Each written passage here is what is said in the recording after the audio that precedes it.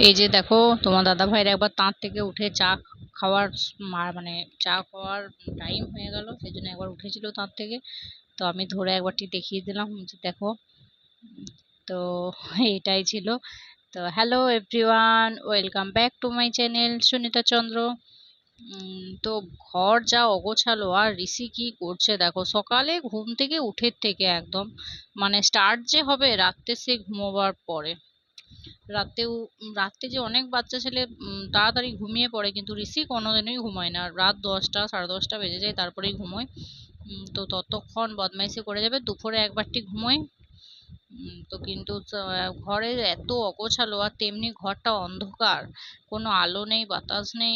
একদম ভালো লাগে না ঘরটা ঢুকতেই। আর তো কি করা যাবে, ঘর যেহেতু থাকতেই হবে। তো কালকে সেরকম কিছু বাজার আনেনি বলে আজকে বাজার পাঠিয়েছিলাম। দেখো একদম কত বাজার নিয়ে এসছে। আর বাজারের থেকে আবার তো শাকগুলোই বেশি নিয়ে চলে এসছে। এত পুঁই শাক কি করবো, গুচ্ছের নাম না নিয়ে চলে এসছে পুঁই শাক আর লাল ডাঁটা। লাল ডাঁটা গুলো তো তিল দিয়ে খায়, লাউ ডাঁটা আমরা বেশি খাই না, তবু নিয়ে চলে এসছে। আর ঋষির জন্য এই যে পনির নিয়ে এসছে। ঋষি মাছ হোক নাহলে পনির হোক, দুটোর মধ্যে একটা চাই, সেজন্য নিয়ে এসছে। তো আমাদের তো ভাত খেয়ে একটু ঘুমানো অভ্যাস। বাঙালি মানেই তো ভাত খেয়ে একটু ঘুম চাই। তো ঘুমাবার সময় যেতে যাব, দেখছি 3:30 বাজে। তখন দেখছি বাবা বিকেলে এই যে ঋষি এই ঘুম থেকে উঠলো। দেখো কেমন বসে আছে ঘুমের ঘোরে। ঘুমটা এখনো ভালো করে কাটেনি। আমি ওকে জিজ্ঞেস করি প্রতিদিনই যে কি খাবি ঘুম থেকে উঠে। তো ঘুম কিছু খেতে যায় না ছেলেটা। এই যে আমি আবার আজকে পাউরুটি কিনেছিলাম, আর এই যে বিস্কুটের প্যাকেটটা কিনেছিলাম। তো বিস্কুটের রঙিন কাগজটা দেখে বলছে যে এটা কি করছিল। তো এই যে ওকে দেখালাম সেটাই। এটা খাবো বলছিল, কিন্তু খাওয়ার মতন নয়, খেতে পারবে না এত শক্ত বিস্কুট। সেজন্য ওকে দেখিয়ে রেখে দিলাম, অন্য কিছু জিনিস আমরা। তো আজকে ঘুম থেকে উঠতে ঋষিরও দেরি হয়ে গেছে, আমারও দেরি হয়ে গেছে, প্রায় 6টা বেজে গিয়েছিল, যেহেতু অনেক দেরি করে ঘুমিয়েছিলাম।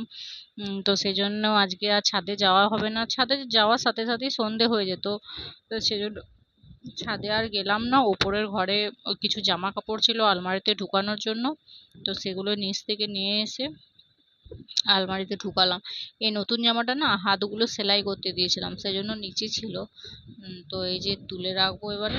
তো এই যে সন্ধে হতে ঋষিকে নিয়ে একবার পড়তে বসিয়ে দিয়েছি। ঋষি তো কিছুতেই পড়াশোনা করতেই চায় না, মানে না না করে, কিন্তু লাঠি দেখালে ভয়ে আমরা করতে বসে যায়। এই যে দেখো বইগুলো নিয়ে বসিয়েছি আর পড়াশোনা করছে। আমি ফোনটা দেখাচ্ছিলাম বলে দেখছে আমার দিকে।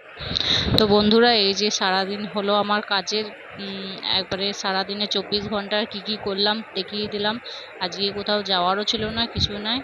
তো অনেক বক বক করে নিয়েছি। নাও তোমরা সবাই ভালো থেকো, সুস্থ থেকো, বাড়ির সবার খেয়াল রেখো, টাটা।